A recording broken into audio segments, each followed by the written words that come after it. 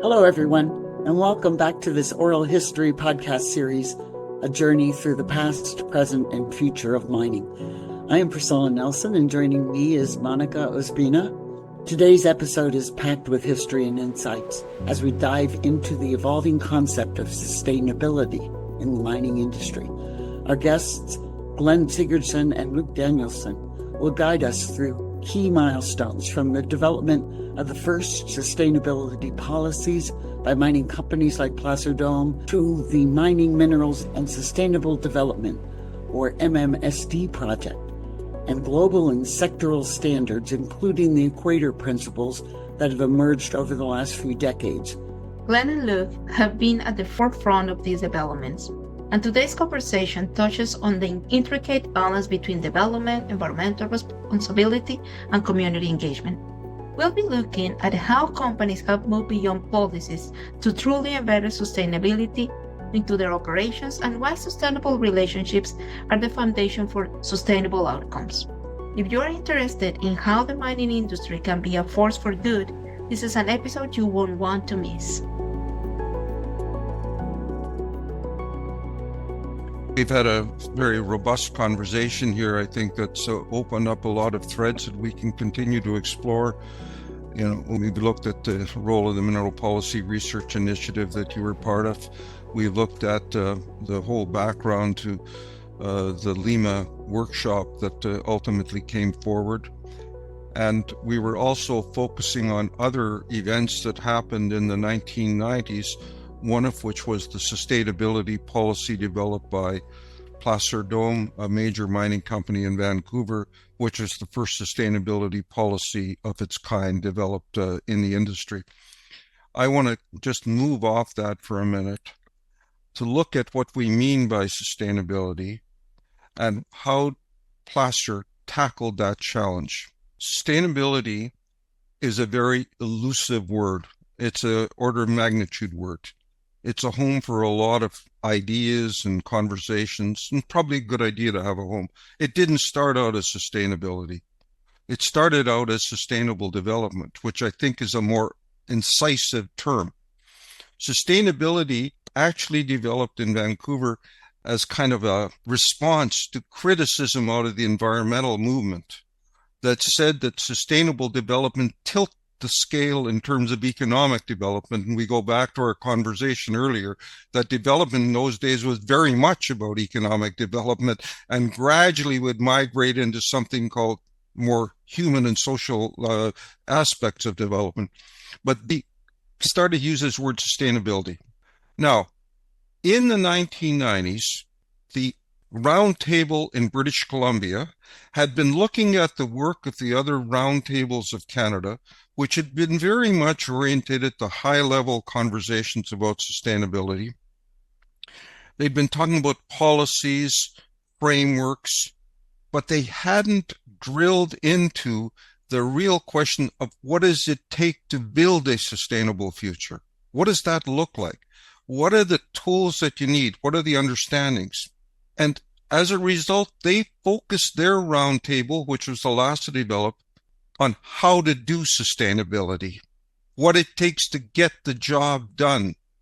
And that became a refocus from policy framework into how, and how do we accomplish it, and how do we create a toolkit that would enable different communities, different organizations, different cross-sections of players in a region or workshop to do it. The focus shifted to how.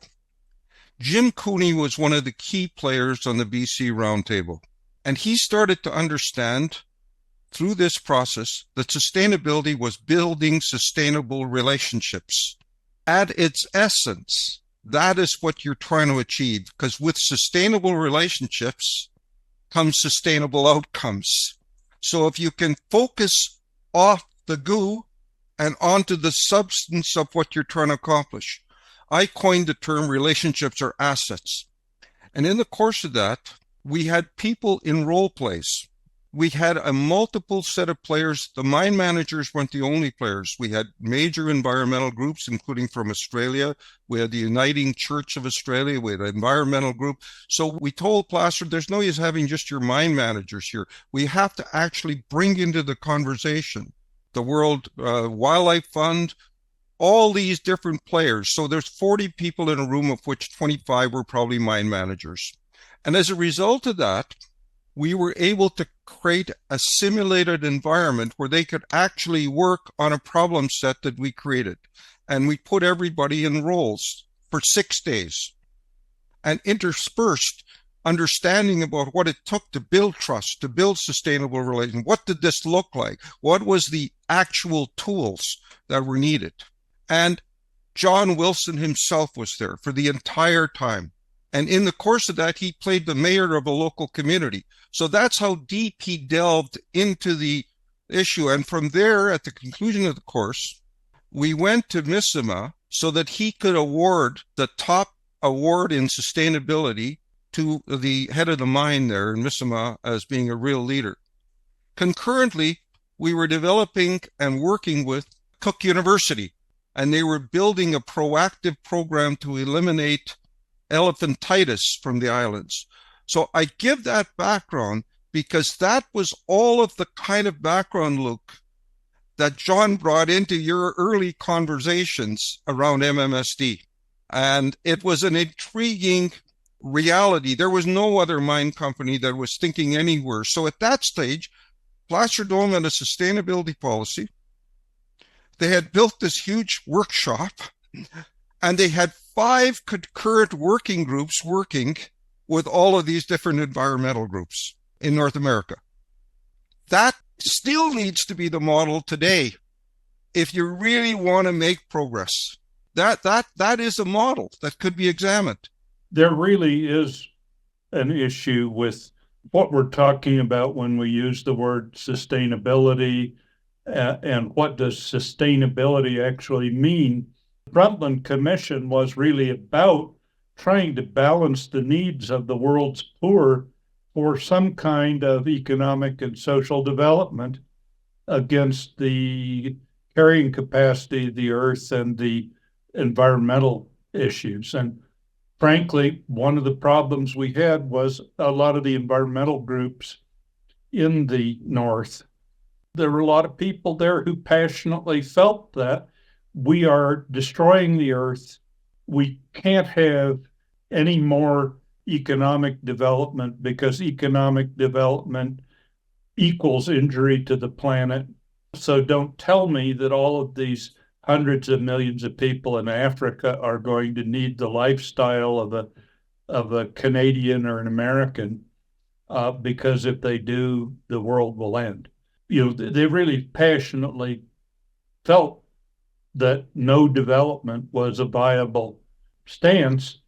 A lot of leaders in the developing world really passionately felt that this environment talk, you guys are telling us to do something different from what you did, because when you developed your countries, you started all these environmental problems, and now you're asking us to bail you out by remaining poor. Somebody started saying sustainability, and people criticized him and said, and he said, I just can't say the word development because underneath it all, I don't really believe in development. A lot of the people in the developing world still believe that we in the North use the word sustainability as a way of sliding around any kind of a commitment to a better life for poor people. We now have environmental social sustainability, social sustainability, economic sustainability, and sometimes we're talking about one of those to the exclusion of the others. But sustainable development requires that all of those elements be present. The other point is that at some stage here, it became clear that environmental organizations in the North saw themselves as the spokespersons for poor people and communities in the in the South. And so one of the problems we had was all of these policy dialogues where there are participants from the environmental movement who claim to be the representatives of this poor in the South, but the poor in the South never get there to the meeting. And in many cases, they wouldn't see themselves as being represented by a bunch of American or Canadian or European environmentalists. This would be a good segue into MMSD. When I was given the task of helping to organize a global dialogue, and Glenn, you were a tremendous support in trying to achieve that. There are a lot of reasons why it's really, really hard to get authentic representation from the South. One of them is visas, right? You try to have a meeting in London or in the United States or Canada where you're bringing in people from countries all over Africa. The visas take forever to get, and a lot of the people you invite wind up not getting visas.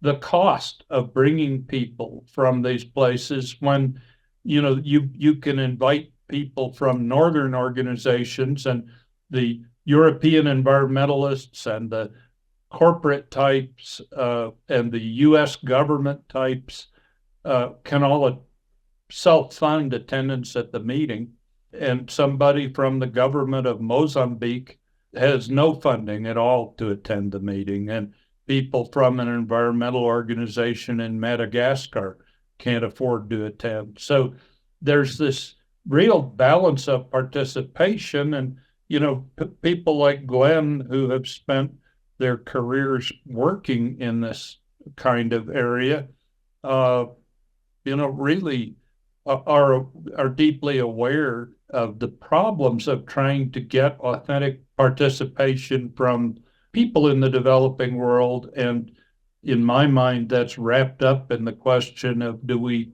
talk about sustainability or do we stick with sustainable development? So let's drill into that a little bit further. There's absolutely no doubt that organizing these kinds of large engagement processes with representations from disparate corners is a major challenge. I guess that's what the whole purpose of the guiding principles was. The whole purpose was to try to authenticate a set of principles and approaches and guidelines that were credentialed by a disparate group of different players from across different sectors, so that the tools had credibility. They had the imprint, the imprimatur of being multi-sectoral in their development and the design, so that when they were taken forward into a community, they represented a more authentic way in which they'd been developed. And that's a critical factor.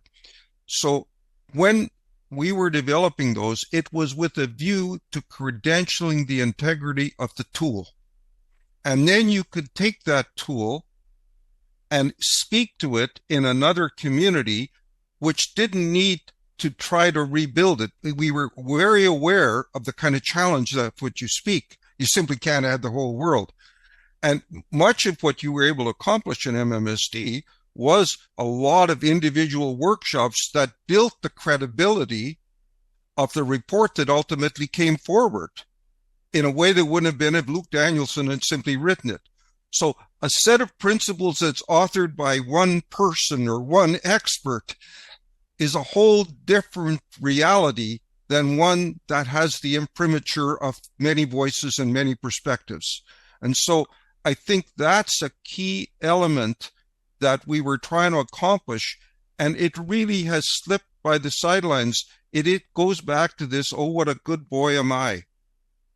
If it's not seen by others to have come from a legitimate place where they can have confidence that the players that they would have confidence in were represented in that, they won't have the same degree of comfort with it. It's really difficult. One of the luxuries we had in the MMSD project was that we had an adequate budget to at least fund some representation from people who couldn't self-fund their attendance at these events. But just to give you a little background, I was happily working away doing research in Uruguay, a place I dearly love and would have very much liked to stay. But I got contacted from an organization in England, the International Institute for Environment and Development, whose leader, a remarkable man named Richard Sandbrook, had been at the World Economic Forum in Davos, where he fell in with a group of top mining leaders. You know, they were the CEOs of 5 or 6 mining companies sitting at the World Economic Forum, having a cocktail and being very, very discouraged about the potential future of the mining industry and how negative things had turned. Richard was one of the great entrepreneurs of the environmental movement, and he saw an opportunity.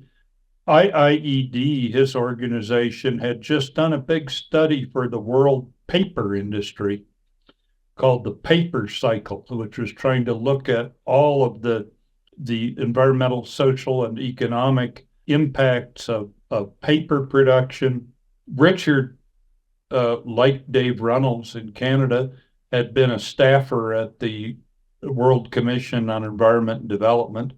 So he talked to these mining company executives, and they authorized IIED to do sort of a preliminary scoping study. The mining executives looked at it and said, yes, we want that, and we want to come up with some kind of a product to be presented at the World Summit for Sustainable Development in Johannesburg in 2002. They offered to help fund it. The World Business Council on Sustainable Development agreed essentially to be the manager of the industry portion of the funds. Richard undertook to go to non-industry sources for a large part of the funds. They were concerned that if it were 100% industry funded, it would lack credibility. So the ratio they agreed on was it could be up to 60% industry funds, but we needed 40% from what turned out to be the Rockefeller Foundation and the World Bank. The idea was to, create this world study on the model of the paper cycle study.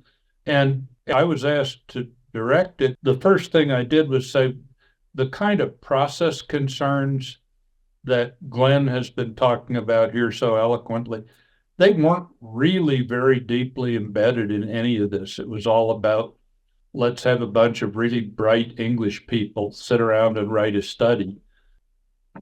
I got Glenn involved in the early discussions and others, and we wound up proposing something that, at least in my mind, was equal weighting to process and research. We want to do really good research by really good people, but we want to have the research validated by workshops at which we had a variety of stakeholders. So that was the concept that we started on. It's really about building a sustainable relationship. I think what the mining companies were thinking to themselves is, if we don't start rethinking the way we relate to the world, we're missing the fact that the world is rethinking the way it relates to us. And that also reflected the amount of power that the environmental and social movements around the globe were starting to develop. They were starting to have real impact. And this is about understanding how you create a space of dialogue within the dynamic of power that never leaves us. And I say in my business, I'm in the business of finding a way to negotiate how to park power long enough to have a conversation. But a lot of this and a lot of people that speak about this are naive. If you try to talk about building these kinds of places without understanding the power that's circulating around them, you're in a completely distant world. So somebody says, are you in some gooey business, soft and cuddly? No, I said, no, I'm in the hard-nosed business of trying to build structures for resilient interactions between you, because it's in your self-interest to explore how to build those structures. I'm in the self-interest business and trying to find a way for you to understand not just what you think is your self-interest as you perceive it now, but to have a more plenary understanding of the various forces that you have to deal with in order to maximize your self-interest in the reality of the strategic challenges you're facing. So that's one thing. But the same with the research. It was really research informed by engagement, and engagement occasioning research. I mean, there was a relationship there, and the symbiosis of those two were very essential to the integrity of the process. And those are the kinds of things that continue to reverberate always in my mind. The essence of sustainability is sustainable relationships, because that's really where work gets done. And these kinds of tools, and I've experienced it, when I go into a room with a whole bunch of folks that are exploring whether they should have a conversation together, and I throw those set of tables or those set of principles on the table, it's a starting point for a conversation. And when I use those things, the first thing they say, well, who made these principles? I can think of an indigenous guy up in Prince Rupert. And I said, well, here's the representatives from the indigenous community right there. He said, well, I'll take a look at those principles. Next morning, he comes back and he says, I like those principles. And then I'm able to say, well, now we've got a guidepost. We've got a guideline as to what we need to be trying to do to move forward together. So that's why I think these kinds of tools and the credibility associated with them is so important. But so much of this has become focused on numerical parameters of outcomes, ESG, when the real issue is not that. That's the outcome, but you won't get to a sustainable outcome within any particular context without building a sustainable relationship. I don't know how your reaction to that all is. I think that's right. And there really has to be a balance between the relationships and the rules. I'd look a little bit at the Maoist approach to the legal system, right?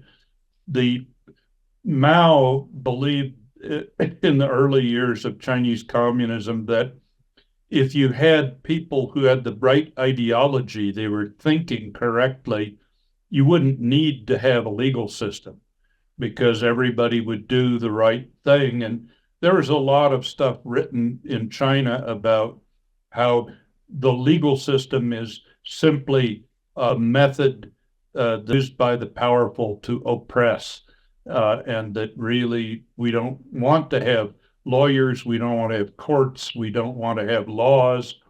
I think we have to realize that we also do need to have legal relationships and rules. And one of the things that worried me a little bit about MMSD was there were a lot of companies who thought that by participating and investing, what they'd come up with was a set of rules that would just tell them, here's what you need to do. And then as long as they followed the rules, they would be doing the right thing. And there's a lot in this tension between relationships and rules. One of the most difficult situations I've ever seen was a copper mine in Panama that was being developed by a Canadian company called Inmet. And Inmet had the desire to really build good relationships with the people in these villages. The people nearest to the mine, it's hard to imagine how much suffering they'd been through. They had lived, they're indigenous people. They had been thrown off of their indigenous reservation because they got under the influence of some evangelical pastors and they started driving all the other indigenous people crazy by preaching at them all the time. So they wandered off into the jungle where they found a place that they could settle, and they settled, and they spent years getting a nice village. And when a gold mining company came in and through their guards and said, "You're living on top of our gold concession and you need to leave," and when the people said, "But this is where we live," the company sent in its guards and burned their village to the ground and told them, "If you're still here tomorrow, we'll kill you." So they wandered off into the jungle again and found another place. They spent a decade clearing the land, building the soil, building houses, when shows up Inmet saying, "Oh, you're right on top of our copper deposit and you're going to have to move." Okay. As difficult a social context as you could ever imagine. And Inmet, to its credit, worked really, really hard to develop outstanding relationships with the people, to understand their issues, to try to figure out how they could be a good possible partner. Everybody was happily moving forward when Inmet was subject to a hostile takeover and taken over by another corporate management that had totally different views. You know, I had a long discussion with Inmet as one of their advisors about, you need to put all this in writing. You need to be putting these agreements in place, and you need to have contracts. You need to have some kind of legal basis on which this stuff is durable.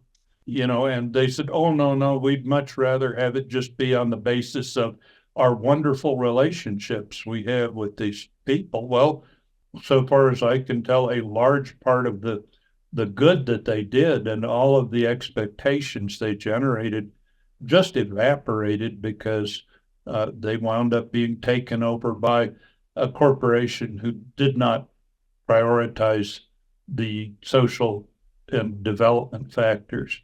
That's a good example. So let's drill into what they thought was a good relationship. That's where I want to go. The question for me is always, who makes the rules of the engagement? Does somebody give them to you, or do you have to negotiate the rules? So I'm in the business of creating safe places for difficult conversations. And I know that a fundamental interest that people have is not just substantively improving the society or the economy or whatever. It's that they're dealt with clear expectations. They know how they're going to talk with these folks before they start talking, and they want respect. They don't want to be caught by surprise. So when I talk about building a relationship, I'm not talking about nice talk with people. I'm talking about tough talk, respecting differences. The business is not converting people. We're not missionaries. Right. And we're not ideologues like Mao. We have to figure out a way where we can live together in spite of our differences. That's the question here. And the first thing I want to know is, when I walk around and talk to different people that I'm trying to take into these conversations, is what questions do you have that would give you the comfort to go into a difficult conversation with this group of people? The first thing they want to know is, I want to make sure I'm not in a worse position than I was when I came into this conversation when I leave it. How do I get out of here? The second thing they say is, who else is going to be here? Mónica comes and says, no, we want this group, and we want. How are we going to have these conversations? What about babysitters for the women that need to participate here? Who's going to provide some support for that? When are we going to have these conversations? How do we keep a clock running on these conversations? How often do we revisit whether we're making any progress or not? So my whole goal is to look at a relationship as an asset that has to be structured, no different than you would structure any commercial deal. It needs a set of clear understandings, and the understandings that you need to have those difficult conversations is clearly one in which power is parked during the conversation. As long as we're having this conversation, you can't do end runs to the government or whatever. But then the company says, well, I'm nervous. I'm getting sucked into something here. I say, well, how do you think we could deal with that? Well, I need to know how to get out. And I said, that's completely understandable. It would be like going into a freeway and not knowing how you could take a pee. You got to be able to get off the highway. So how about if every 3 months we agree that we revisit whether we're making progress or not, and anybody can leave at any time, but at least for those 3 months. I've learned that you have to have a clock running, but the people have to own the clock. So when somebody says to me, we want you to represent the company in your social relationship program, I say, I won't do that kind of work. I've never done that kind of work. You're going to have to hire somebody else. I'm only in the business of not being somebody to talk for you. I want to make a place where you can talk for yourself with these people. But the first thing you have to recognize is the differences are okay, because that's what we need to understand.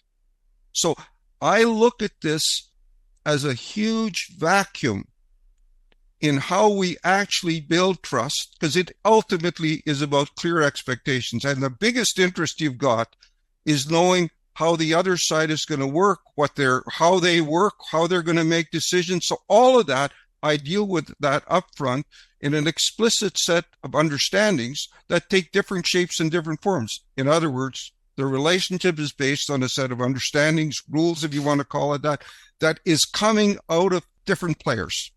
I think that is a way of making really a lot of progress, but I think possibly what we've learned is that doesn't get us over the goal line, right? Is that one of the things we find in a lot of the developing countries I've worked in is there's a lot of hostility on the part of government to this kind of process, right? Absolutely.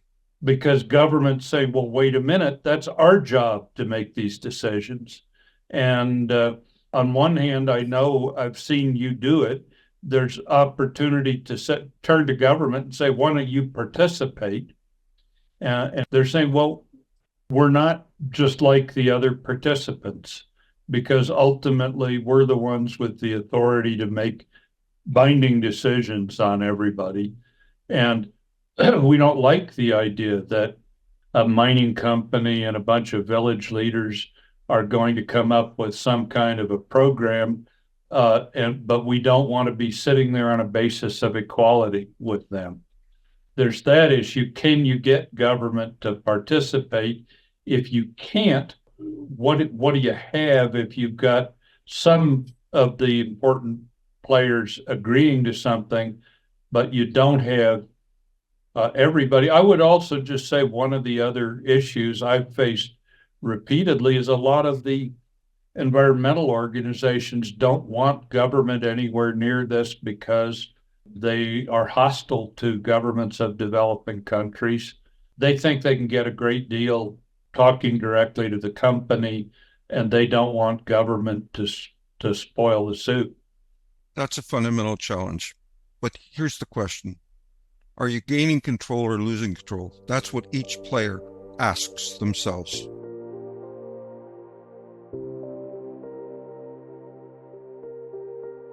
So the first thing that has to be looked at really is this an attempt to supplant decision-making from the government off government? Well, that's clearly a non-starter, because particularly in Western economies, you can't abstract from the fundamental obligation within the legal architecture of the government having a critical role to play. But the reality is, can we build a political consensus amongst the players that is in government's interest? Are they gaining control or losing control by having that? Really, the fundamental question is, how do I best inform the public interest? And is it more likely that the public interest would be informed by a group of folks coming to some kind of an understanding to take forward to government, that government has participated in by giving red flags and soft flags as civil servants, saying, I don't think this would sell, it would sell, etc.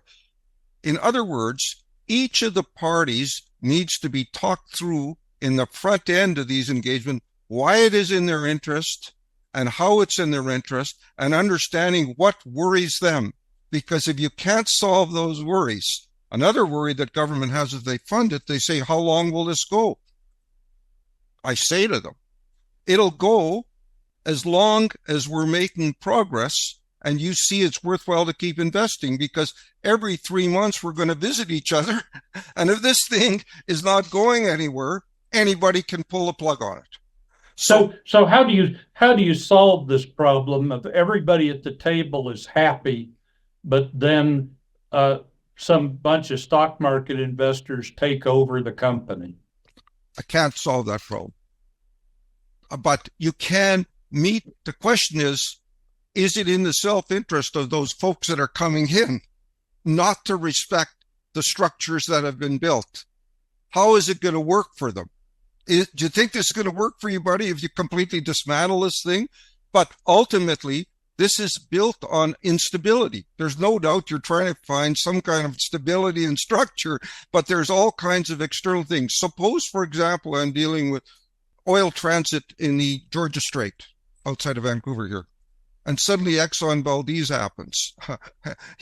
Our conversation has just taken a very dramatic twist. We're having a nice conversation. So there's always forces that can come and attack you from multiple kind of players, no doubt. But I guess my point is also that there's a room in this space for rules. And if you go back to our earlier conversation in the 1990s, there really weren't any international rules that governed the conduct of mining companies as they wandered around the world. And then what we found was, oh dear, there's a need for the International Finance Corporation to have rules for investment that deal with indigenous rights and displacement of populations and environmental control. And oh my goodness, you know what? The private banks need those same rules. And really governments, there's going to be constant problems with corruption if there aren't some kind of a system of rules that like the Extractive Industries Transparency Initiative. We're never going to stop the blood diamonds problem if we don't have the Kimberley process and the Kimberley agreements. Now, in many cases, the rules themselves have to come from some kind of process of legitimacy, right? You can't just have some guy sit there and say, here's going to be the rules for how cyanide is managed worldwide, because there's no legitimacy to that and no respect. So we've had a whole series of processes that have generated the voluntary principles on security and human rights, the Ruggie principles on business and human rights.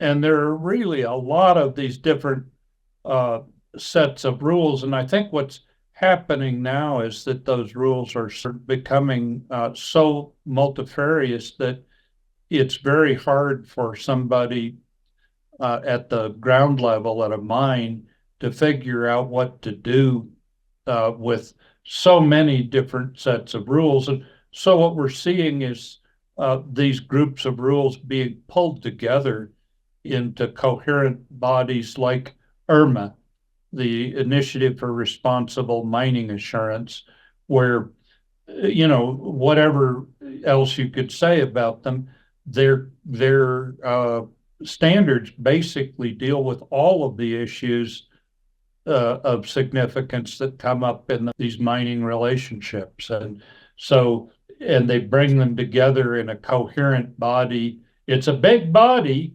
What is it now? 25 chapters? But it's a big body.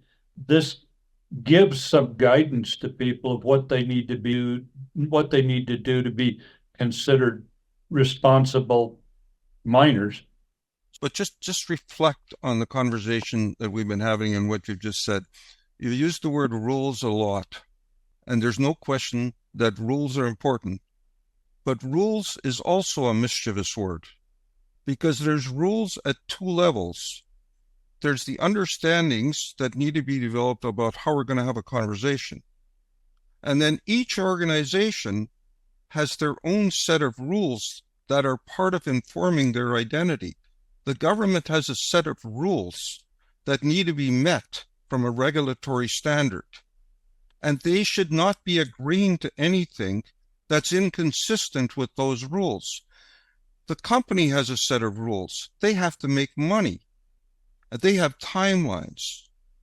That's their rules. The labor union has a certain set of rules implicitly. So we are talking about the same thing. Again, we come back to the core issue like trust and rules. We don't define the terms that we're using with sufficient precision. So here's an example. So I'm in Newfoundland, 1994. I'm working on a model forest. And the goal of that was to take the program we were taking at Banff, and as opposed to flying all the way there and giving this program, I said, I'm going to help you negotiate a set of understandings. And the government is there. And we're negotiating these understandings about how to save the pine marten in the forest around I forget where it was, Corner Brook. Anyway, this guy in the government says, well, I'm really worried here that I'm going to agree to something I shouldn't. I said, what are you talking about? What do you mean you're going to agree to something? You're here not as a person. You're here to represent the government. You owe it to these people to give them a red flag if you're about to have them agree on something that you know can't sell. Or a mining company say, well, I don't really want to talk about the fact that we need to get this done really quickly. It'll spook some people. I said, my friend, you have a duty to those people to tell them what your constraints are. That's your job. That's your rule. You can't just go off and delude them. So part of this is about finding ways to recognize that each player needs to be clear and explicit. So I'm talking about it at two levels, a set of understandings about who, what, how, when, and why. And now we're going to build that conversation and keep managing it because that's the structure of the relationship. And how we're going to make sure that everybody understands each other's rules. I say to people, if you're going to build a relationship with somebody, you need to understand how they're going to make decisions. Do you have the power to agree or not agree? Tell us what your potential is and your limitations are. So that's kind of my approach. And again, it's so much of this, look, I believe, is confusion about terms. So I say to people, if you want to think differently externally, you have to think differently internally as well. And you have to understand. So each has a right to understand as a matter of respect. So I'm working with the school board and we're trying to reach some agreement. And suddenly the union says, well, our union can't make a deal for at least 3 to 4 months because it has to go to a big vote. The other union says, well, the operations director can sign it right now. Had I not flushed that out at the beginning, that there was this, it would have blown up on a misunderstanding. So I'm really trying to find a way to talk about every landmine that can blow up a negotiation before it happens. That's right. And I guess what I'm trying to say is that if there are several thousand big internationally owned mines in the world in several thousand communities, you don't have enough time to go to all of these sites and have a dialogue process to come up with a set of understandings. Somebody probably should do that, but there needs to be some baseline of rules within which people operate everywhere. But that's rules about process. So that's what those guiding principles are all about. There's rules about how, that's the toolkit. It's the how. And that's really where we miss. If you have a community relations person, immediately the suspicion is that they speak for the company. They're advancing the company's interests. Whereas if those community and social development people were actually come to understand as being facilitators between the company, and they may be much more empowered to achieve results. So I agree with you completely. But that's why, just like you need sets of rules, you need sets of understandings that are basically about how we're going to talk to each other. It's that basic. How are we going to talk to each other? And I want to know I'm not getting screwed over here and that I can get out of this thing. So I guess my point is there's some things you can't get out of, even if you can get the local community to agree that you should be able to discharge all of your cyanide waste into the creek. You can't do that because there's some set of overarching rules that say you can't, right? Right. No question. So let's go back to MMSD and let's have you track what we did in terms of setting up the working groups and all of that. I think we should explore that a little deeper, and it ultimately led to the major conference in Toronto. Let's kind of work on that for a bit. It was a really challenging project. It was very challenging in part because of relatively limited time, right? We had the Earth Summit in Johannesburg as our big deadline, and the whole underlying idea of the project was that we would show up with a broad global agreement on all of these issues and present it in a report at the Earth Summit, and that out of this would come some set of specific rules. Maybe a lot of companies wanted to have a certification system. To get all the way to that kind of level in 2 years, 2.5 years, was just not feasible. But what we did do, we developed a whole bunch of working groups. We also decentralized the project. So we had a Latin American group, we had a sub-Saharan African group, we had a Australian group, and then also a North American group. I had hoped to have 6 regional processes. We wanted to try to organize one in Central Asia. In any case, we wound up with decentralizing and devolving a lot of authority to these regional processes. And then at the global level, we developed a long list of issues. People were terrified of this because they said, we're going to start talking about public health, and then we're going to start talking about energy use in mining, and then we're going to talk about water quality in mining. And when you start adding up this list, the list is infinite, and the demands on the industry are infinite, and we can't deal with this because it will just take us down this path where everything is on the table, and every time we think we draw a bead on something, there's another issue. I think the good news from our project was there is a limit, right? That the demands on the industry are many and complex, but they're finite. And so we wound up, with each group in consultation, sort of picking a researcher or two.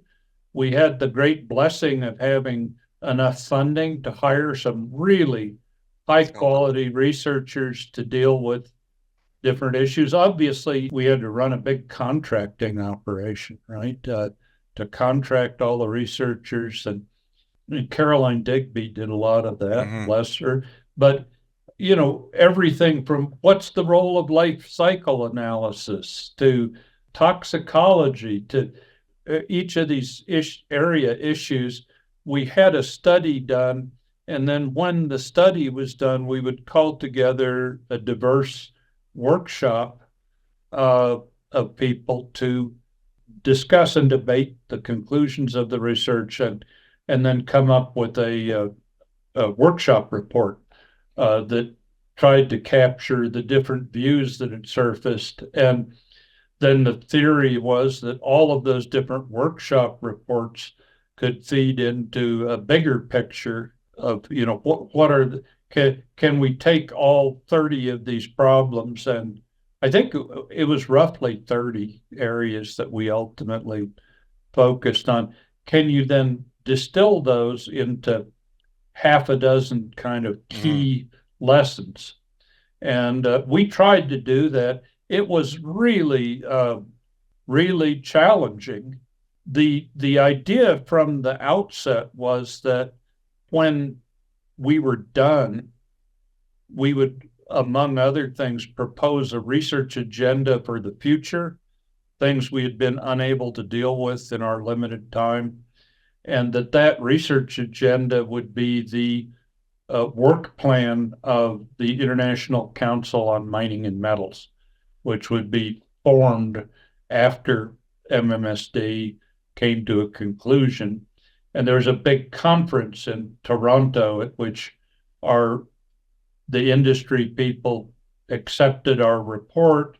They then announced the formation of the ICMM and adopted our agenda as their work plan. So the other institutional thing that came out of it, we were quite keen to have a three-house parliament, right, where there would be an industry organization where industry would come together to deal with these problems. There would be a government parliament where governments would get together to solve these problems. And then there would be an NGO or civil society chamber where the civil society organizations would come together. The theory was if they could debate their own issues internally, then when they came to the table with the other players, it would be easier to make progress in the future on this whole range of mining issues. So ICMM was formed.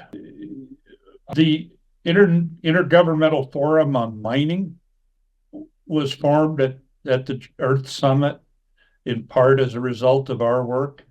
And, it's now grown to 85 governments, which include most all of the major mining governments. And it's created this mining policy framework, which is a list of all the elements governments need to have in place to make mining successful. Where we did not really succeed was in creating some kind of a global forum in which civil society organizations could come together and internally debate their concerns. So that was the idea. We did come up, I think, with what ICMM, I think, has proven to be a pretty useful organization. I'm very high on the work of the Intergovernmental Forum. I think they've been very useful. The most wonderful story that in my mind came out of this is you were kind enough to include me very early.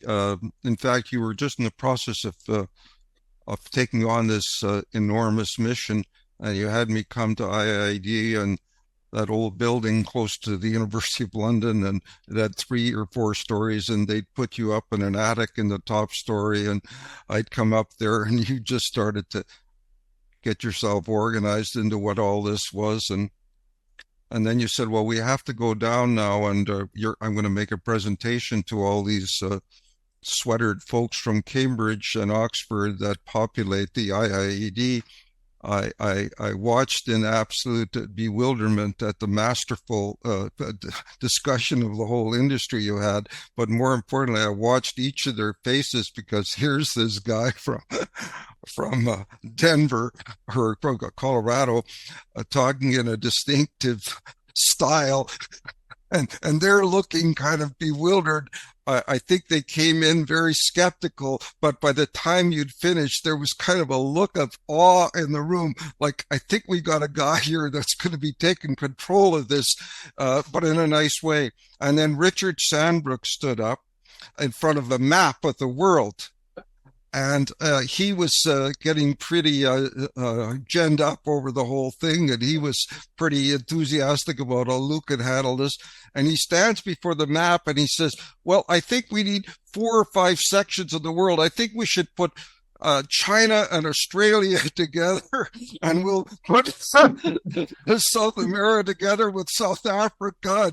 It was just bizarre. And I said to him, I said, this is what those of us in the colonies live in fright of, that there's somebody in London yet again that's sort of dividing up the world. Yeah. It makes me a little nervous, actually. The next thing I think that was very interesting is that we did need to kind of backfill a relationship gap.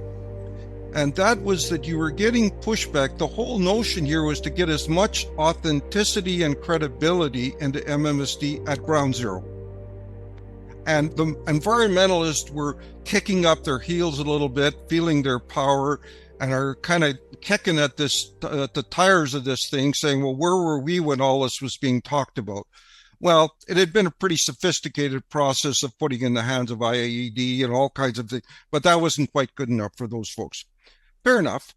But ingeniously, we were able to take the next concept that you built in there, which was a peer review group, which was a critical piece of the architecture.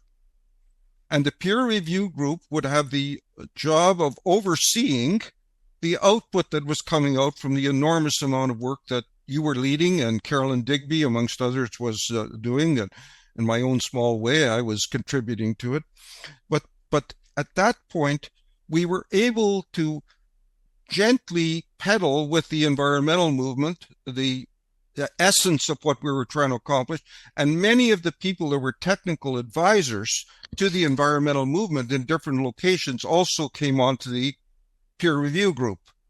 So we were able to kind of backfill, but we were very attentive to the concerns about how we could build from the foundation credibility associated with this enterprise, because we did understand that authenticity was based on engagement. And one way or another, we needed to do that. The other thing that we did is in the workshops, I was asked to work with you and Tony Hodge in particular in developing a set of basic principles that would lay the foundation in which every single working group would operate to protect the integrity of their engagement, that they were not purporting to speak for other audiences, et cetera, et cetera. But we were attentive, I think, throughout, Luke, to how we could create a safe place for those conversations. And Tony often remarked that became a very important thing, because it gave people the comfort of knowing in those workshops, and it would be worthwhile looking at them again in a way. But I'm just kind of glancing at it. And just one final anecdote. I remember well the first meeting. It was truly incredible. I arrived in Heathrow. There was only you and Libby that were engaged with the organization. And I was to run the opening session in a hotel in Heathrow. I came in, I flew in, I went to the hotel. I was baffled.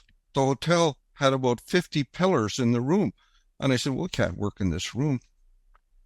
Well, I'm getting pretty tired, but for the next 8 hours, I tramped the streets around Heathrow to try to negotiate with another hotel in which we could have this opening session. I finally achieved that. We had to bus people back to the other hotel, and we were all assembled that night in all of these chairs around in a round table, and I'd arranged for people to also have a glass of wine as we were moving through this. And we had a particular broad spectrum from around the world of players. And one guy that I knew particularly well, he was First Nations, and he's very involved and very well known in the mining industry. But we'd also identified another player that was going to be reflective of the political organization here in Canada, and he didn't know who that player was. The first word that came as I was beginning in a state of near exhaustion to start this meeting was, who in the hell is that guy? I've never heard of that guy. What's he going to be doing here? My heart just kind of stopped, but that just shows you how we began the process from my lens. And it was quite an amazing journey, and you did an astonishing job. pulling it all together. It truly was an amazing, amazing performance. But the fact is that you could ask many people today in different settings where I've been, whether they know what MMSD is, they have no idea. Yeah. No idea.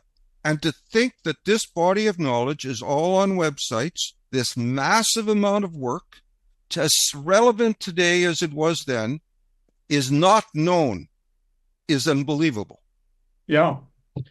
So there are a bunch of, there's endless anecdotes about this whole process, but one of the ones that I think we should delve into was the concept of this project from the beginning was that it would include the entire minerals life cycle, right? Right. It's not just about mining.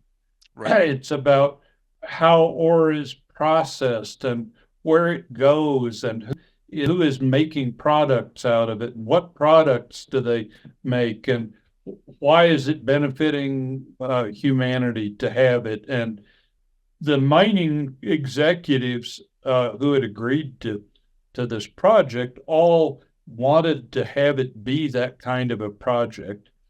And they put the arm on the big metal processors in Europe. Eurometaux is the association of the big. It's interesting because mining has always been kind of an Anglo-Saxon thing. All the big mining companies are headquartered in London, or a lot of them are. And the processing, on the other hand, is all done in Germany and Holland and France and Belgium. And so the mining executives put the arm on their customers and said, look, we really need your help. You really need to participate in this. So there's this meeting. I've been there maybe 2 to 3 days, and that some guy from Eurometaux came over to London, and he started peppering me with questions and had no patience at all for the response. I've only been here 2 days. We need your issues really important, but well, what is the answer? I did find out later that he had come with instructions to blow up the meeting. And so his instructions were essentially, no matter what you do, do not agree to anything with these people. And we went on and on and on, and I tried so hard to be conciliatory. I pulled out all of my best conciliatory stops, and this guy I think he was Belgian, and he just kept finding reasons to disagree. Richard Sandbrook was there with me, and he was kind of appalled. And when it finally became clear there was no point in pursuing this any further, Richard turned to him and said, "We saved you from the Germans twice. Why can't you be more great? Why can't you be more great?"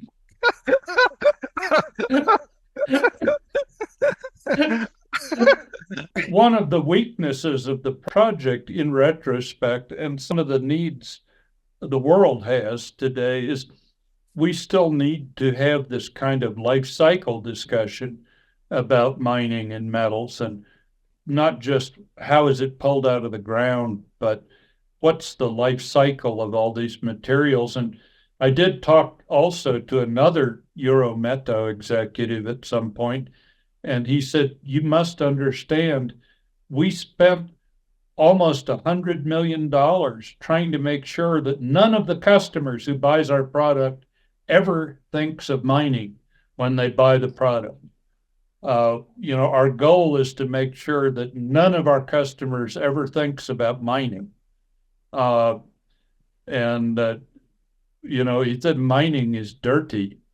And that's such a powerful way to kind of start ending our conversation here for today.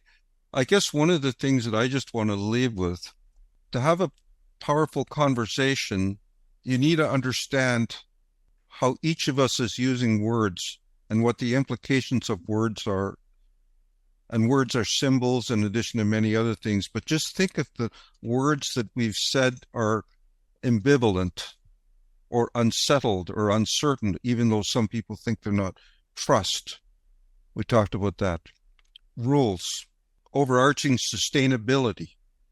I could bring in an example from the large mining workshop we held here about capacity, where a lady from Peru was listening to all of these big shot miners, and she was a chief from there, a small, strong woman.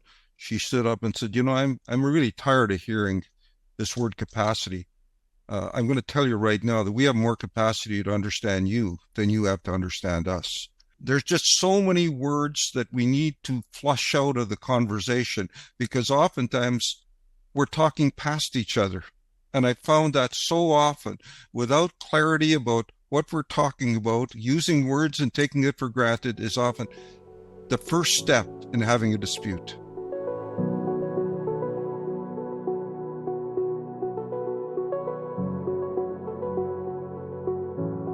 What an insightful conversation today. Glenn and Luke really brought the complexities of sustainability to light, showing us how it's not just about policies and standards, but about building relationships that can stand the test of time and change.